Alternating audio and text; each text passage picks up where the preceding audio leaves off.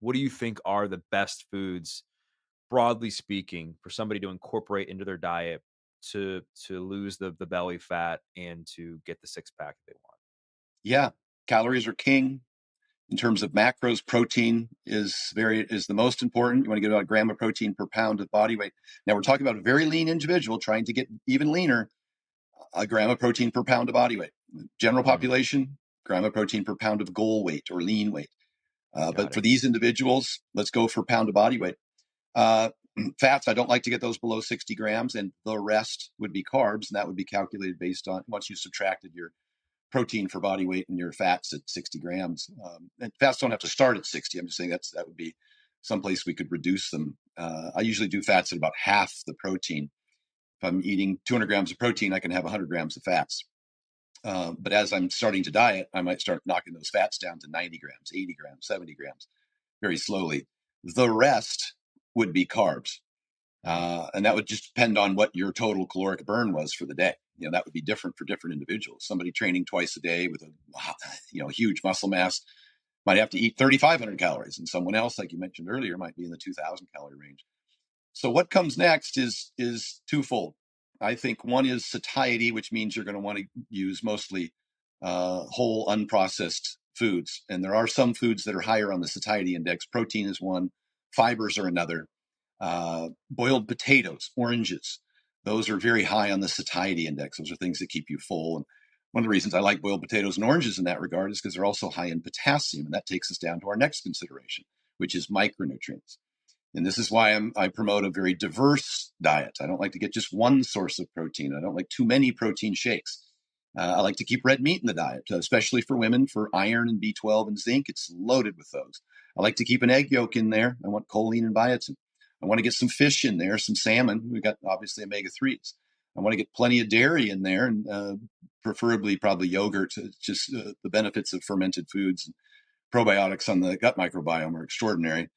To get your 1,000 milligrams of calcium a day. I mentioned potassium next. That would be your potatoes, fruits, yogurt, all of those. Your meats all have 100 milligrams of potassium per ounce. So you can see how I'm starting to go down through the micronutrients and make sure that the foods that we're selecting, the fruits and vegetables that follow the, the variety of protein sources, fulfill all of our micronutrient needs. So satiety and micronutrients are the next consideration after calories and protein. So I think one of the other things that can tend to happen, at least in my own experience, is when I'm really trying to be dialed in, and if I eat like stuff that's been processed, or if go out to eat and I eat chicken that's been cooked in a bunch of oil or has a lot of salt in it, what I've noticed is I've become, even though I haven't eaten necessarily quote unquote more calories than I need for that day, I'll notice myself being like bloated and feeling more full, where I'm not able to see my abs like I did maybe like when I woke up in the morning. So talk a bit about the importance of really paying attention to that, so that you are not eating in a way where you would feel or look bloated. Yeah, you're going to get some bloating, whether or not it becomes uncomfortable or turns into distension or pain, such as in the IBS situation. That could be very individualistic. A lot of those problems that the athletes that I work with have put themselves into that position over the years by being too restrictive.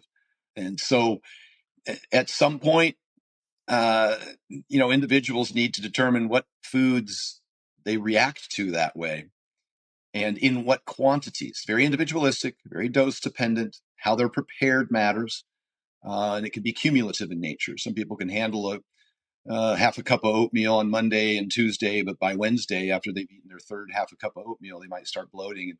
And you'd presume to think that that oatmeal wasn't the problem.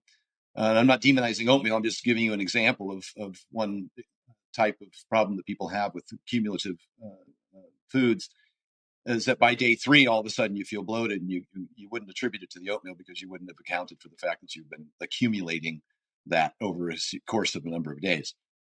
And that also is very dependent on your personal microbiome and whether or not you have the bacteria necessary to uh, break down those foods in what quantities that you eat them. Another example of cumulative in nature would be sugar alcohols, sorbitol, mannitol, xylitol, those kinds of things that are used as sweeteners in a lot of foods. They cause diarrhea and it's dose dependent as well. And so if you're trying to reduce your total caloric intake by reducing your sugar, and you see that the things you're eating are full of sugar alcohols, it might be a double-edged sword. And so you got to be cautious. That's why I tend towards whole foods without demonizing sweeteners, just simply because you expose yourself to fewer ingredients that may react either acutely or with dose accumulation over time. So I do get people that have IBS. Obviously, if you're in that situation, you're going to have to employ what's referred to as an elimination diet. This is what your gastroenterologist would recommend to you. And the most successful intervention for IBS, the one that's most studied and provides the most relief, has been the FODMAP diet. Mm. FODMAP, fermentable oligodimonosaccharides and polyols. That's out of Monash University in Australia, and they've studied that to show that 60 to 80% of people who consume the low FODMAP diet can experience a significant relief in IBS symptoms. It's not for everyone, and the intention is that you experience some relief from those symptoms and then reintroduce foods gradually over time to find out which ones are less tolerable to you. And again, it's individualistic, it's dose dependent, and how they're prepared matters.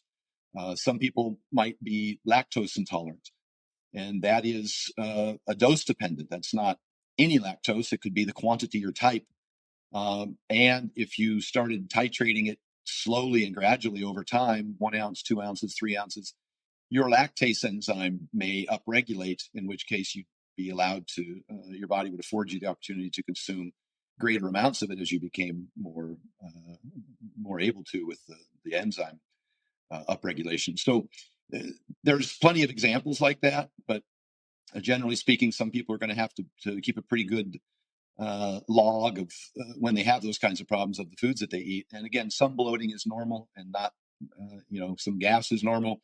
It shouldn't be considered any sort of pathology to avoid. I just watch the degree to which that happens. And you probably hit on a more important point, and that was that those ultra processed, highly palatable foods just don't satiate you, and you end up going over your calorie count for the day. How does somebody know if they're holding on to water weight? Because you hear that a lot too. Like if somebody eats a lot of salty foods, that they wake up the next day and they may appear they've gained more weight than they actually have. Yeah, I mean the scale could touch on that if you remembered what you ate the previous day. Like you said, sodium can happen. Hey, a hard leg day can cause you to store a little more water the next day. Salt is usually can be a big contributor to that, particularly if it's significantly higher than what you're normally consuming. Your body takes a little while to adapt to changes in just about anything in the fiber level, in the water level of the foods that you eat. I mean, if you go from 12 grams of fiber a day to 40 grams of fiber a day, you're going to have some significant changes in your Mm. bowel movements, and that might be very uncomfortable. That doesn't mean the fiber's bad. It just means it's too much too soon. And, you're going to have to probably progress that at a dose that you can handle. But you may see some of the edema. You may feel some of it, whether it's in your feet to your ankles or what have you. One of the best protocols for that is just make sure you're getting sufficient potassium, because that works to help balance the water, and then continue to consume water the next day. Don't fall into the trap of thinking you should avoid water. Actually, when you drink water, it helps uh, with that retention problem. So potassium's a big one, 4,700 milligrams a day. Usually that's potato, fruit, and yogurt, and your meats. You might throw spinach in there too. It's high in potassium. But that would help you with that regulating that water balance.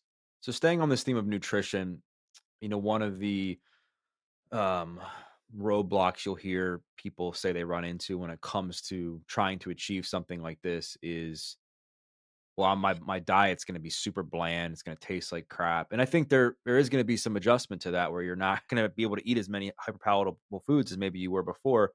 What have you found that's been helpful in making these foods that you're talking about not taste like crap to somebody who's maybe not used to overhauling their diet in the way that we're talking about? Yeah, that may take a little bit of like if you're trying to reduce sugar, you might just start gradually cutting down on the total amount, whether you put that in your coffee or what have you. Using a leaner meat is why people enjoy red meat. but the Mm, 75-25 beef at a fast food place is probably not a good choice. right. Uh, both for the saturated fat content, which can elevate LDLs, but also just because of its high calorie content. And so maybe you go to a top sirloin steak, and then maybe you find I use the Ninja Grill to prep those, and because they can be uh, pretty dry or pretty tough, depending on how you prepare them. So you do have to find ways to prepare your food so it still tastes good. And then replacing some of those snack items at night, replacing the ice cream, maybe even initially replacing it with, say, fat-free Greek yogurt and berries would be something you could probably eat a lot of and not accumulate a ton of calories. Or get one of those ice cream machines and just make your own that has a lot less sugar and fat in it. So you'll have to find a way to replace your favorite foods with those that are less calorically dense, so you can still have those snacks and treats. Um, and then egg white blend as opposed to just going straight from eggs to egg whites, which I'm not a big proponent of just egg whites anyhow, because I want to keep that yolk in there. It's all the vitamins in it. Maybe you go with a blend there. Uh, Salt as opposed to butter, oils, butters, things like that, or I refer to them kind of as hidden calories. When you go to a restaurant and they cook your flat iron steak in a pool of cottonseed oil, that's going to dramatically add calories to your plate. And then the same thing would be true of the dressing on your salad. Maybe you get that on the side. So small choices like that, where you can still have a fork dipped in your dressing as opposed to having it bathed in a pool of oil. Uh, those are hidden calories that people often don't recognize. Those little dips I'll use this as a terrible example, but I've had many high school and collegiate athletes over the years who aren't able to prep their meals, and they travel with the teams, etc. And they end up at fast food places. And so I have to Google the menus and tell them, here's the ideal choices at those places. Here's where you can get your higher protein, your lower fat, and have a good meal. Obviously, you stay away from the sugar sodas, and probably a good idea to stay away from the chips and even the fries. Focus on the lean protein sources, which generally is going to be chicken. But additionally, those dips, the nuggets that are dipped in those little sauce cups, some of those sauce cups could be 300 calories. That little tiny cup. And that's because there's a ton of oil in some of those, and you have to try and avoid. And it's not a good food, bad food conversation. I'm not trying to demonize oils at this point. It's a completely different conversation. But deep fried foods would be another example. Almost anything you submerge in that vat of oil is going to come with an enormous amount of calories that could be avoided if you did it in the absence of deep frying. So those are some examples. I don't know if I solved everybody's taste problems, but I would say that the Ninja Grill is an extraordinary way to cook foods, whether it's lean steaks or salmons, that they still taste excellent. And another trick of mine is to add bone broth. I'll To my rice or to my peppers. I'll cook them in bone broth instead of oil. I'll put them in with my food, use bone broth with my food to kind of make it more moist. So anytime an opportunity like that presents itself, like a chicken stock, those are generally very low in calories, and those help the foods taste good. And then I like to put a little bit of orange juice in with yogurt and some ice water, maybe just as a vehicle to consume more yogurt because it's very low in calories and very high in protein, and again, very good for digestion.